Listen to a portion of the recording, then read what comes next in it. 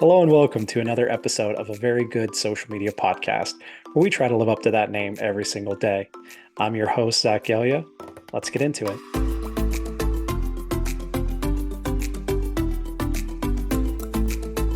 So today's guest is someone who's been in the industry since 2012 in a variety of different roles across sports teams, agencies, and other organizations. And most recently and currently, she is the managing director of brand marketing at Team IFA, which is the premier full-service agency for athletes and brands. Her and I crossed paths back in 2017 when we were both in the NFL, her with the Vikings, me with the Steelers. And really, she was someone and her team were a group of people that we used as inspiration all the time. The Vikings still to this day have some incredible content and really push the limits of what's possible and what's next. So Felicia and I got to know each other, and it's obviously been way too long since we've last chatted. So very excited to see what she's been up to for the last 6 years, because a lot has changed in the industry, and I'm sure in her life and my life as well. So very excited to talk to her and just pick her brain even further about her journey and how she got to where she is today. And I can't wait for this conversation. I hope you guys enjoy it. All right. And without further ado, I'd like to welcome Felicia Johnson to the show. Welcome to the show. Hi, thank you, Zach. This has been so fun. I'm excited to get to the conversation today. So thanks for having me. Yeah, definitely. Yeah, it's great. I looked over your LinkedIn and everything and obviously did some research, but looking back at you started in the industry in 2012, which even predates when I got in the industry. And I know so much has changed. Our paths kind of crossed whenever we were both in the NFL. I think it was back in 2017, if I did my Mhm. research correctly, but you with the That's Vikings, right. me with the Steelers. And so it was always like, I could always see what you were up to because we were going through the same schedule at the same time. And we always used the Vikings as inspiration for a bunch of different things. And, it was always you guys and the Carolina Panthers where it was like you would do something and we would go, "Ah, man, like, why didn't we think of that?" So Yeah. just even going back to when you first started, how did you get to where you are? Maybe tell us a little bit about your current role and what you're up to now, but just the floor is yours. I just want to hear about your journey and, only knowing a little piece of it. I'd love to know the Yeah. rest. I've been a lot of places. I've worked in a lot of roles. So I'll start with where I am now, and then I'll give you the origin story. So I am currently the managing director of brand marketing at an athlete representation agency called Team IFA. We're based out of Minneapolis, so it's very cold here. But I've been here for 8 months now, and I'm on the representation side. So our agency has historically been known for contract negotiation, lifestyle management, just giving our athletes resources from a football standpoint. But with, NIL becoming what it is now and athletes taking on more sponsorships, we have a marketing side of the business that's really been growing. And so my job on the marketing side is to help our athletes secure deals and figure out how their content looks when it comes to partnerships. But also there's a growing side of the business, where we work with brands who are in the sports space who are looking for strategy or consulting on how to activate. So if you have a partnership with the Vikings or with the Pirates, for example, and you don't have a sports strategist in-house, that's something that we kind of come in and do. And it kind of takes my experience from agency and sports and puts it to good use. So that's what I'm up to today. We have a number of clients that are in the NFL. We only manage football athletes right now, but then we're also working with a bunch of NCAA athletes who are either, in the transfer portal right now or looking for NIL deals, or they're actually heading to the draft this year. So all that's to say, that's what I'm up to right now. No day is the same. And it's really exciting, but it's also really, really crazy, as you can imagine. But how did I get here? I've actually, thought a lot about this lately of like, how did I get here? I, as you mentioned, started in the industry in 2012. So when I graduated college, I had secured an internship at an agency in town called Fallon, and they were one of the big ones in Minneapolis. Right when I graduated, I started full time and I was doing account management and a hybrid of social media management. And that was before social media for brands was a thing. That was on Facebook when a brand was still considered a person because they hadn't launched brand profiles yet. So that probably dates me a little bit, but I've been doing this for a really long time and seen so many eras of social media. And then from there, I went to another agency and started heading up their content creation practice. So that's when content studios were really popular and influencers started taking off. Moved into that role. And then from there, I started my job with the Vikings, which was obviously a dream job. Hometown team. I'm from Minnesota, so it was the perfect culmination of everything in my world, but had never worked in sports. So I think I got hired in that role because I didn't have sports experience, and that's what they were looking for. And spent 2.5 seasons there. That's where I met you. I met a lot of awesome people across the NFL, both on the franchise side and the league side, which was cool. And then decided I needed a change of pace and went back to agency life, and then eventually got recruited out of that into brand side. So I've been on the agency side, team side, brand side, and now athlete side, which is, it's given me a unique perspective because I know how the business works from all sides of the table, which is really cool. So that's what I've been up to. I probably, truncated that timeline quite a bit, but it's hard to talk about 12 years in 12 seconds, but I Oh, tried for my sure. best. So No, yeah. for sure. Well, yeah, Yeah. and I mean, like I thought going from football or from NASCAR to football to baseball kind of provided me with a really unique perspective, but it's like going from like 4 or 5 different angles of those things that you've been a part of is really really cool. But that's always my like my claim, not claim to fame, but something I always bring up is like, yeah, like I was in social when you couldn't put video on Twitter or Mhm. X, I guess now, and Mhm. TikTok didn't exist, and we with the Steelers launched the first Musically account when that was a thing. Oh So my God. it's so crazy how far it's come, and and the careers that it's kind of launched from there, like you said, like there were different things where it's like, creator studios almost didn't exist, and then they were a big thing, and it's kind of evolved in such a cool way that it's crazy where things have gone, Yeah, over the last 10, 15 years. So I couldn't agree more. Yeah. And yeah. to think about where they're going is even crazier. So Yes. Oh, yeah. And those, so I have a couple of like the most typical questions that you'll probably be asked, and I'm sure you've been asked a bunch of times, but just trying to dig more into, like I talked about, like how you got to where you are, and then any advice that you have for the next generation and people who are trying to kind of walk in your shoes and get to where you are. So, I mean, the first thing was like when you were a kid, what was the dream, because like every time I do an interview, it's like, when did you know that this was a career, and when did you know that social media was, your thing? And it was like, well, there wasn't even classes about it when I was in college, so I had yeah, no idea. So totally. take me back to even like when you were younger, what was the dream, and how did it kind of mold into what it is now? Yeah, it's really interesting to think about this because nowadays, when you ask a kid what they want to be when they grow up, a content creator or an influencer is a thing that you hear. Right. For me, I think I've always loved sports, but I never knew that there were jobs in sports, especially going into high school and college. You think more traditional routes, you go finance, marketing, PR, whatever the route is. So when I learned that sports was an option, I was all in on it. And I honestly don't think I'll go back on that. When I was younger, I thought I would be working with animals, and I guess that's still true today. I do work with animals, just in a different way, but Right. um, I never knew that this was even an option. And I remember in high school when Instagram came out and people were starting to use it, I'm like, this is crazy. Like technology was changing so quickly. And then as soon as I got into college, there were marketing classes and digital marketing classes. And that was like right at the dawn of the social media age. And so I didn't have classes I could take. I didn't have brands that I could point to on social to say that they did it well. So I very much started my career when the industry started, which was really awesome because it allowed me to grow along with the industry and presented me with, and still presents me with, so many opportunities that I could not have even forecasted in my career.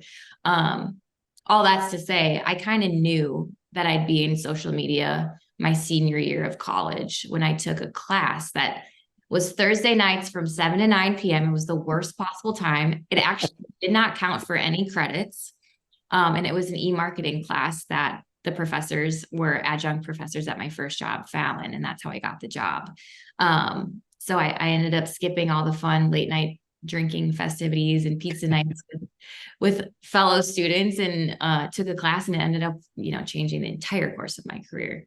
But that's how it It's started. amazing. Really, it's no more simple and no more complicated than that.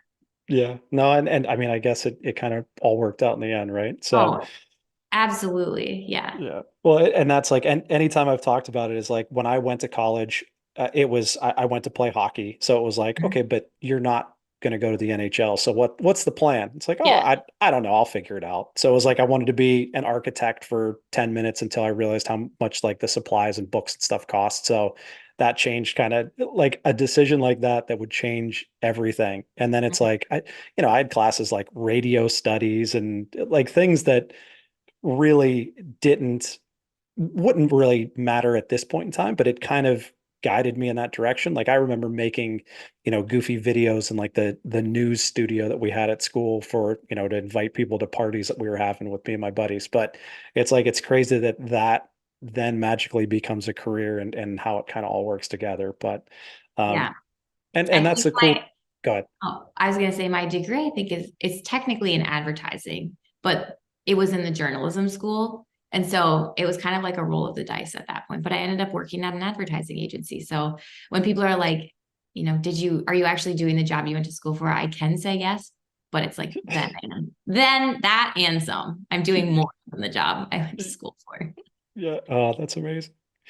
All right. Well, then kind of getting into a little bit more of the nitty gritty of just what we do on a daily basis. From your perspective, what goes into a successful content strategy? Yeah. I think before we get into that, there's so many routes that you can go to in social media. There's content creation, there's social media management, there's influencer management, there's strategy.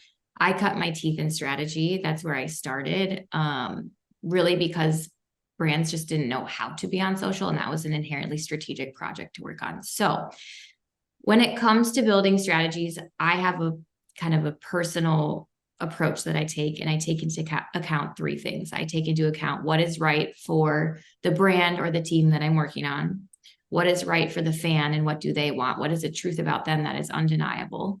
And oftentimes those are more generalizations, but they can be specific too.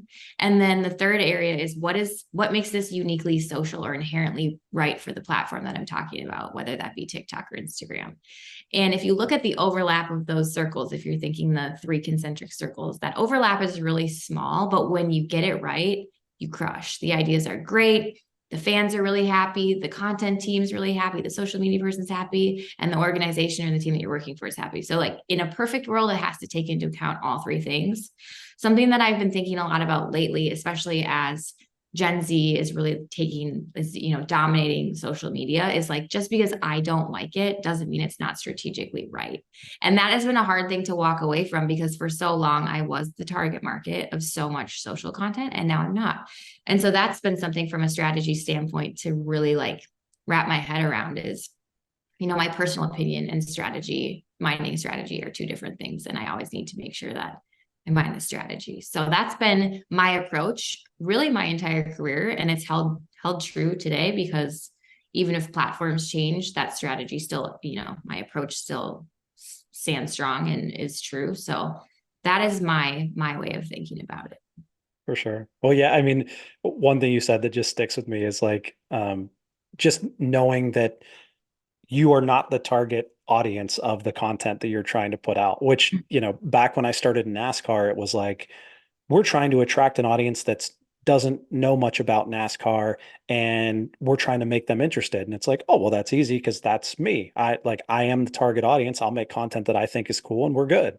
And I think that's been an evolution for me specifically too, that it's like, my team will have meetings and they'll be like, did you see that trend on TikTok? And it's like, Nope. no, no. Like I get my asked that probably twice a day. Have you yeah, seen that meme that I sent you? And I'm like, no, no. I haven't. And it's like, and it like, I basically am like, I trust me, I have not seen any of this stuff because like to TikTok's credit, like the algorithm is so good that it pushes the stuff that I want to see. So it's like, Mhm. dad jokes and what was the other thing I watch now? It's like bushcraft of like people making like cabins out of like stuff. And so it's like this stuff that my team, who's 10, 12 years younger than I am, that they're seeing is so different. But it's like that's where becoming, the leader and less of like the doer. And it's like you lean into these young talented people who know what they're talking about, and just you have to take that leap of faith of just like, well, I don't understand it, but if you think it's cool, let's give it a shot and go from there. There's a high degree of trust involved with social media. And all that's to say is like sometimes you get it wrong and that's okay. But when you get it right, you get it right. And that's when, there are videos that my mom has sent me and my coworkers have sent me where there's like the great equalizer content where it like is so relatable to everyone that it almost transcends target audiences. But Yeah. your feed is very different than mine. Mine is predominantly golden retrievers. I don't have Yeah. a golden retriever, but I must watch and send a lot of those videos because that is what I get 95% of the time, which is Uh, hilarious. it's so funny. That's I like the new thing that I watch aside from the guys making cabins in the woods is like these guys who trade watches in like New York City. And I have an Apple Watch. I've never bought a really nice watch. I don't even know that I really care that much about it, but the content is so good that that's what floods my timeline now, and I end up sitting there watching it for 10, 20, 30 minutes, and it's like I have no interest in having a Rolex. Like why does this content matter to me? But that's They like that's someone the thinks it dream, right? does. Right? Yeah, Like it's that's so strange. that's what you want is like I want people, sitting on their couch scrolling through stuff to see stuff from the Pirates that, they're not interested in baseball, they don't care about the Pirates, they're not for Pittsburgh, but they're like, "Oh, this is good stuff." Like that's the whole goal right there. It's the win for sure. I Yeah. agree. Couldn't agree more. So one thing that I always talk about and work through is like, anytime you go home for the holidays and it's like, oh, so what do you do? Like you just sit on Instagram all day. Like that must be so nice, so easy. And it's like, well, there's a lot that goes into it. So just take us through like your process from like, here's the idea or here's what we want to do, and then all the way to now it's time to post it and see what the world thinks. Yeah, it's twofold for me. So I am currently managing our uh, agency's social media channels. So as the company that is looking to represent athletes, we also have to represent ourselves and make sure that we're attracting them. And so I work with a creative team and a production team here, very small but very scrappy, awesome team, where we're planning as far out as we can, typically a month out. And we kind of know what that cadence of content is going to look like over time. But when you work in sports and when you work with people, things will happen on a moment's notice and you have to figure out how to turn around content in 2 hours or less, which can be very challenging, especially with a strapped team. But I'm very lucky that our team here is highly skilled and we have kind of come up with systems and processes where that isn't a headache anymore. So that's really awesome. But every day is different. I wish I could say that, you come in and you do the same thing over and over and there's a lot of repetition, but I actually think that's why I love my job and love this industry is because I don't fatigue of what I do. It's a different day every day. Sometimes it's hard. Sometimes it's really exciting. Sometimes it's confusing, but um, there are very few industries where that's the case. If I wanted to sit behind a spreadsheet all day long, I could have chosen an industry that would allow me to do that. But I thrive on creative energy and collaboration and problem solving and finding, ways in for news. So that is why uh, social media is so great. So the day changes, but there's a good chance, and I can look at my weekly screen time to confirm that I am scrolling feeds, not because I'm, doom scrolling or mindlessly doing something. It's because I'm looking for material to work with. I'm looking for trends that I can pitch to our athletes. I'm looking for inspiration that I can send to our designer for how we can talk about a new athlete signing. So social media is, in my opinion, like the world's greatest focus group. There's so much content out there that you can draw inspiration from, um, and pass along that can serve as inspiration. So I'm on it all the time. Sometimes it looks like I'm not paying attention in meetings, but I promise I am. But yeah, the question always comes up with family, like, what do you actually do? And in the context of sports, they started to get it. But it is fun to say like, yeah, I do get to be on the internet all day long and I actually get to create the things that you see and that you share with your friends and family and your coworkers. And so that's really cool to be able to say that.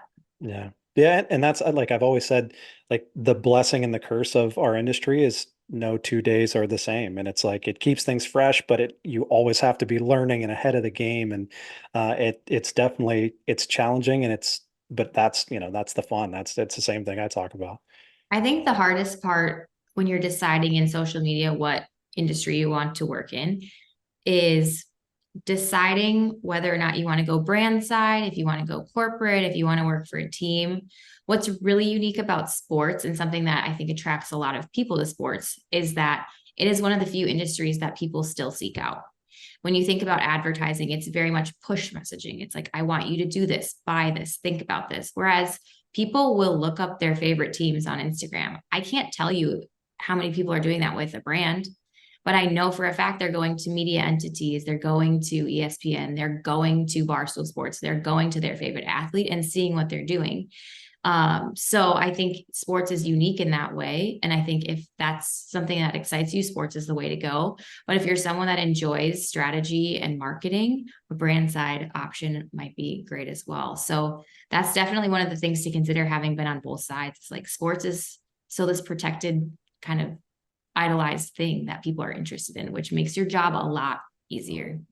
Yeah, for sure. Yeah. I mean, people are wearing Raiders gear and Yankees gear. They're not necessarily wearing, Pepsi gear or, Sour Patch Kids shirts. Yeah, it's Exactly. definitely a different world. Yeah, though I think brands are wishing they could be that way, but Yeah. you can't create culture with brands, No, for like you sure. can in sports. So Yeah. And it's those moments like, you have the commercials and the activations and the things with brands that really stand out and are big to you, but it's like you remember the games, you remember the players, you remember the moments, and it's like it's already that inherently baked into kind of who you are and what you love that it's like, oh, well, this is where I'm from, this is my team, so I need to follow along.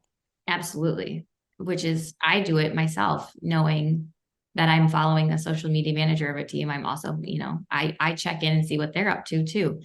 Um, along with my fantasy sports apps and Yeah. my ESPN scores and all the other sports things that I'm doing. So Yeah, of pretty cool. course. It's very special. And I think sometimes in the industry we take it for granted a little bit, but it is very special and it is nice to reflect on that and cherish it a little bit more. Yeah, definitely.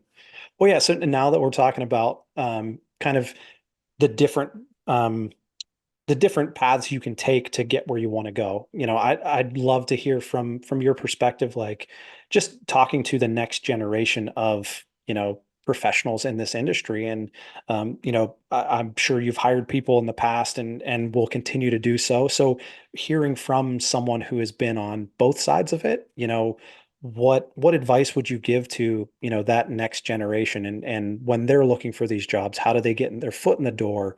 How do they prepare for an interview? All of those things where it's like being on both sides now, where, early in my career, obviously I didn't hire anyone. So it's like you just have your perspective. And now it's like, well, I'm going through it and looking through all these resumes. What would I tell people who want to catch my attention? Yeah. I'll answer this in two ways. For people that are looking to get into the industry, I hire less so on experience and more personality types. And the reason that's the case for social media, especially in companies, is because that person is going to be expected to do more than social media by default. And that's not because someone wants to dump a bunch of responsibilities on a social media manager's plate. It's because a company doesn't necessarily know what it entails to be a social media manager. And those people are highly dynamic. We are really good at multitasking. We are really good at relating to those within an organization. I think social media people have characteristics that make us smarter and able to relate to everyone in an organization. So I think when I hire people, yes, skills and experience is great, and a portfolio is great. And most people have standard comparable, portfolios or resumes to look at. But I'm looking at, are you competitive? Do you want to hustle? Do you want to help your coworkers be better? Like I'm looking for personality types. And that's the big reason why. It's just because we're expected to do a lot. In terms of standing out or advice, I'd say to people that are getting into the industry or who just want to maybe try it and see what they think is say yes to opportunities. Take on some contract work for a short time and see what you think. I've always said sometimes you have to figure out what you do not like to do to know what you like.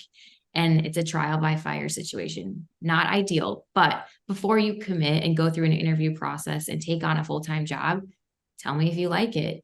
Try it. You know, every small business in your hometown is looking to do social media. They can't do it themselves and they need support. So I still to this day freelance contract for local companies that I care about. I don't have the time to do it, but I do think it's valuable because it teaches me so much. So that's a great way to get experience. That's, you know, low risk.